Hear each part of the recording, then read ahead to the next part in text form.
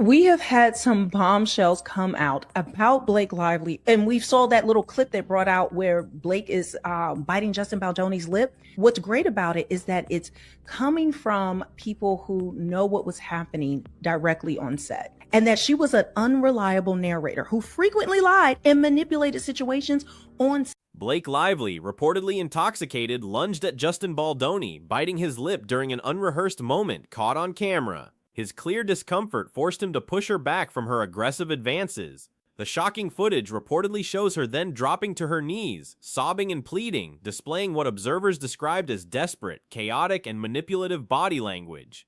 This wasn't a movie scene, it was raw behavior, now central evidence that could dismantle her image and legal claims, leaving profound silence in the courtroom. It's going to completely destroy her in court. They allege that there was significant behind-the-scenes turmoil involving Blake Lively and Yep. This shocking footage, delivered directly to the judge by Justin Baldoni's attorneys, was reportedly material Blake Lively had desperately hoped would never surface. It presented a narrative starkly different from her public claims. Wayfair Studios, recognizing Blake's erratic conduct early, discreetly kept cameras rolling even after cut was called, meticulously documenting every incident. Their foresight provided mountains of irrefutable proof, transforming allegations into undeniable visual truth, leaving her credibility in tatters under intense scrutiny, redefining the legal battle. Onset. Her being argumentative, condescending to people, like I said, inappropriate, contradicting her claims of harassment, that there was no harassment at all. And early on, Jamie Heath and Justin Baldoni saw that Blake was going to be a Sources close to the production painted Blake Lively as an unreliable narrator, frequently accused of lying and manipulating situations on set. She was described as argumentative, condescending, and inappropriate, directly contradicting her later harassment claims. This pattern wasn't just anecdotal, it was systematically recorded by the studio, providing a timeline where her actions diverged sharply from her public statements. The court now holds a mirror to these inconsistencies, reflecting a troubling character she fought desperately to keep hidden. Courting. No one believes that any sexual harassment happened. In fact, it would probably be the opposite way, where Blake was probably the one trying to harass. In that corner. The most explosive revelation didn't even happen on set. It stemmed from a private encounter at a bar following a tense filming day, witnessed by cast and crew, and crucially captured by surveillance cameras. Here, an intoxicated Blake Lively reportedly made repeated aggressive advances toward Justin Baldoni. When he turned away, she pursued him even more aggressively, leading to the moment he physically pushed her back. This incident alone reportedly flips the entire harassment narrative upside down, suggesting the roles of aggressor and victim were precisely the opposite of her claims. She says that Blake was described by this person as a malignant narcissist, and that she was an unreliable narrator who frequently lied and manipulated situations on. Initially, Justin Baldoni reportedly aimed to shield Blake Lively's dignity, even after she accused him of misconduct. He never planned to use this incriminating material against her, hoping to resolve matters privately. However, when her legal team openly accused him of inventing evidence and twisting the narrative, his quiet stance ended. He felt compelled to respond not with a press release, but with undeniable evidence, the USB drive containing the raw footage. This pivotal decision shifted the entire dynamic of the case, forcing the court to confront documented reality. We were all trying to figure out, we all believe that Blake is a narcissist, right? But we weren't sure. There's different types of narcissists. There's different classifications. You could be mid-range. You could be, it goes on and on. The term malignant narcissist was used by a key insider who worked directly on the set of It Ends With Us to describe Blake Lively. This wasn't just about demanding a better trailer or tantrums. Sources claim her behavior was deeper, darker, and more destructive than standard onset conflicts. This classification denotes an individual exhibiting narcissistic traits, grandiosity, need for admiration, profound lack of empathy, combined with aggressive, manipulative, and abusive tendencies. The insider asserted she manipulated, deceived, and controlled those around her, destabilizing the production environment. They describe her specifically as malignant narcissist. Now, here's the definition of a malignant narcissist, and you tell me if this sounds like Blake Lively.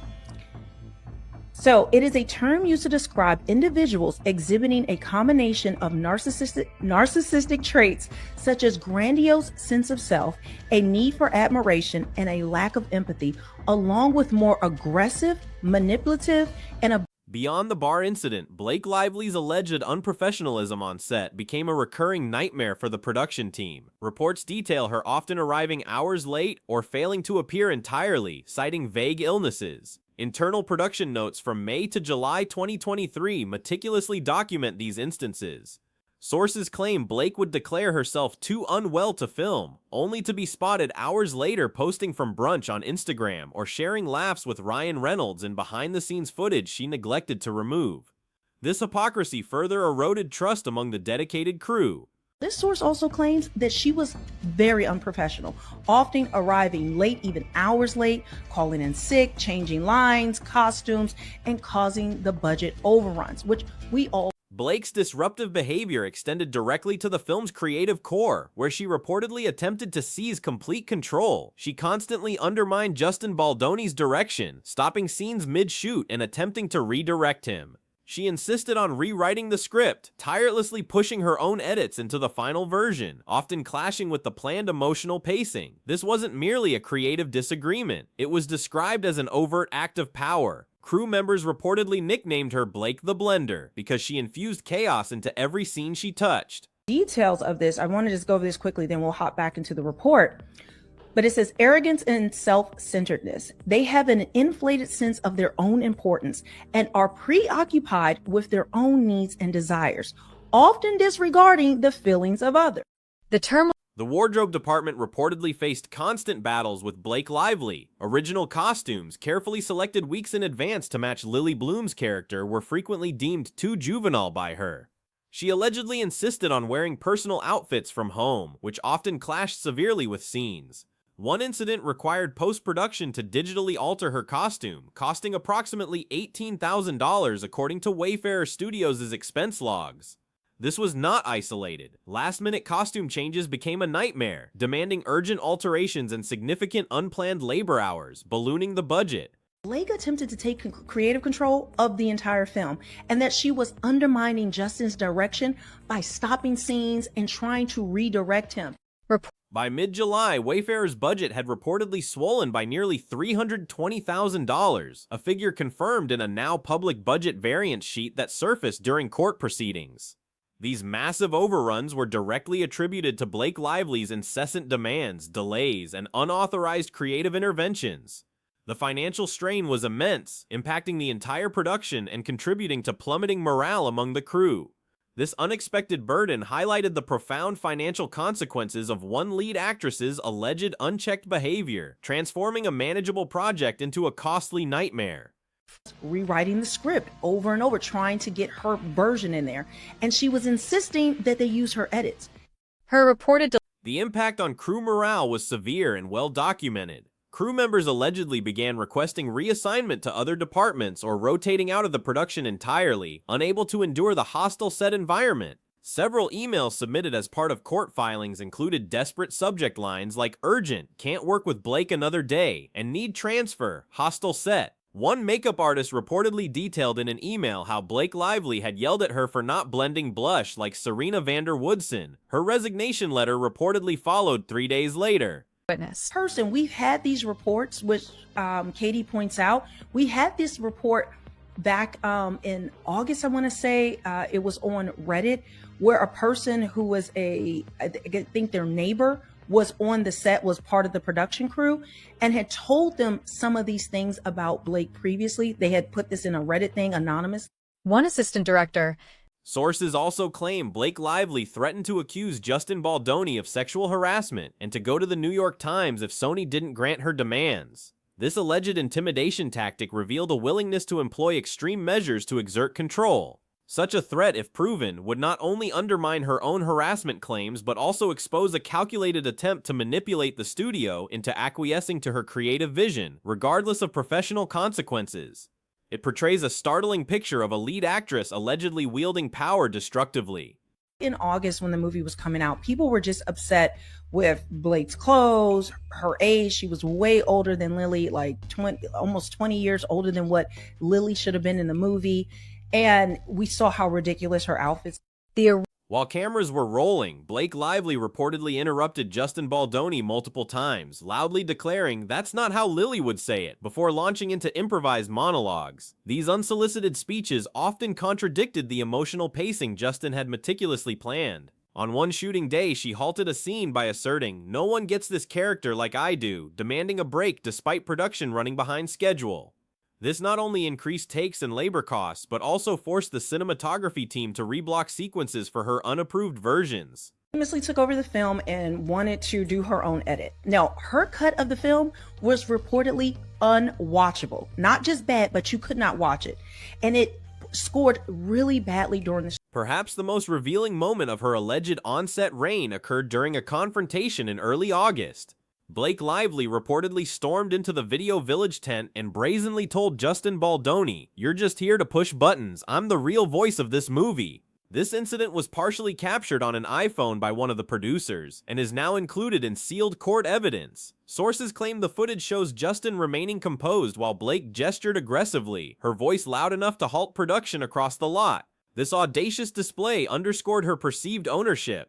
In particular, which doesn't really vibe well with the serious nature that this movie was supposed to be. And what was meant to be a routine test screening for It Ends With Us reportedly devolved into a studio-wide emergency due to Blake Lively's unauthorized interference. Sony executives were stunned when the version shown to the audience barely resembled Justin Baldoni's original creation. The pacing was erratic, dialogue disjointed, and emotionally weighty scenes fell flat. Audience feedback was brutal, with unwatchable appearing so frequently it had to be categorized separately. Insiders consistently tied this disastrous cut of the film directly to Blake Lively, whose personal vision restructured the movie. If you think about it, if you've watched the movie, the music is just like the costumes, the look of it, and none of it really gelled. And even it was revealed that Blake Lively had completely restructured the film using her own editor, a professional reportedly not approved by Sony or Wayfarer Studios. She made sweeping changes to entire character arcs, reworked emotional beats, and cut multiple scenes vital to Justin Baldoni's original vision. Her intent was reportedly to reflect her personal, stylized, and romanticized vision of Lily Bloom, contrasting with the source material's darker themes. A pivotal silent montage at the film's midpoint, essential to conveying the story's message, was replaced with a pop song and an extended monologue she wrote. Music that he wanted in there, how much better this film would have been. But again, this is part of what I'm thinking, that she lied on Taylor, and that's why Taylor keeps putting that information out there. Like, I had no part of this other than they licensed my music. The situation escalated dramatically when executives discovered this unapproved cut had been the version Blake Lively secretly delivered to the Book Bonanza event in Dallas on July 29, 2023. The original plan was to showcase a 7-minute teaser of Justin Baldoni's edit. However, Blake allegedly bypassed this directive, traveling with her own hard drive containing the full, unapproved version of her re-edit, which she screened for 400 people. This brazen act, done without studio approval, publicly released a version of the film the studio was trying to prevent from ever seeing the light of day. environment. Source also claimed that Blake threatened to accuse Justin of sexual harassment and to go to the New York Times if Sony didn't grant her demands. We've heard about In one The aftermath of the Book Bonanza incident sparked a flurry of urgent internal emails, now part of court exhibits. Sony's marketing director allegedly emailed Wayfarer's executive team with the subject line, "Unauthorized screening, immediate response needed," stating, "This sets us back 4 months. All existing promotional materials are now misaligned. We cannot push this version forward." Another email from a senior Sony executive reportedly read, "We need to bring Justin's cut back or we have no release." What followed was full-scale damage control, halting trailer placements, delaying ads, and necessitating costly reshoots. they are showing, Blake having her tantrum, saying crazy stuff to people, taking over the movie, doing ridiculous things. And also, you will be able to see and we saw that little clip that brought out where Blake is biting Justin Baldoni. Justin Baldoni was reportedly brought back urgently to reconstruct the film using his original direction and materials, a monumental task. Not everything could be salvaged. Multiple scenes had already been reshot according to Blake's changes and could not be reversed without significant budget consequences.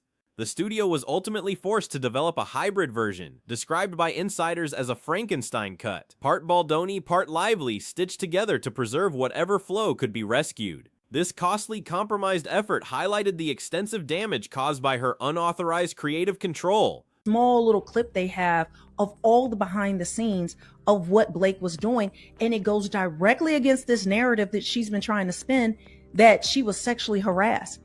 And once that comes out, well, it's going to completely destroy. In a final desperate move to bolster her credibility, Blake Lively allegedly invoked Taylor Swift's name during interviews in February 2024.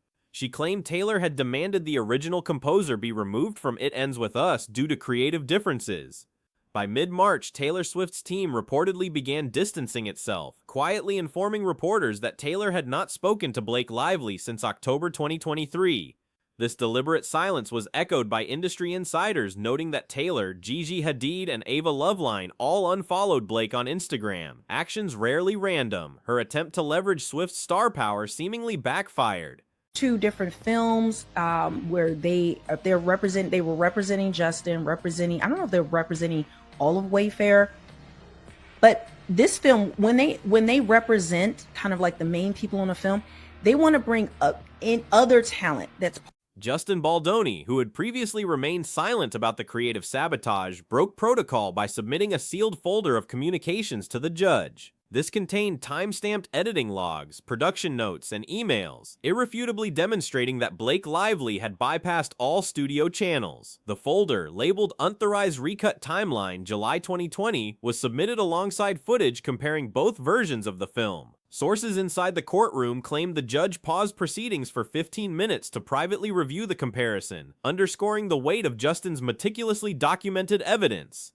Video of him, they will show different people who are their clients in different arenas, because they represent sports people, they represent models, they represent all over the place. So he was still on. And still, this entire chaotic scenario reportedly stemmed from one pivotal decision: Blake Lively's choice to hijack her own movie and rewrite it in her own voice without approval or professional restraint. The consequences were not merely damaging. They reportedly dismantled a film that had already cost millions to produce and then required an equally costly effort to repair. Her version replaced critical themes of abuse, healing, and silence with stylized aesthetics, romantic tension, and heavy-handed voiceovers, making Lily appear more like a fashion blogger than a trauma survivor. This was a profound betrayal of the source material. Stand on as an actress for her own acclaim. So when Justin, he was represented by WME at the time, he did not want Blake Lively, obviously, because her acting is horrible. She's known, she has a bad reputation. They actually cite this in their lawsuit, that they were very hesitant and really didn't want Blake to be in this movie because, again, like I said, because of her behavior. The question now remains, was Blake Lively completely exposed by her own documented actions, or is there still more to this story the public hasn't seen?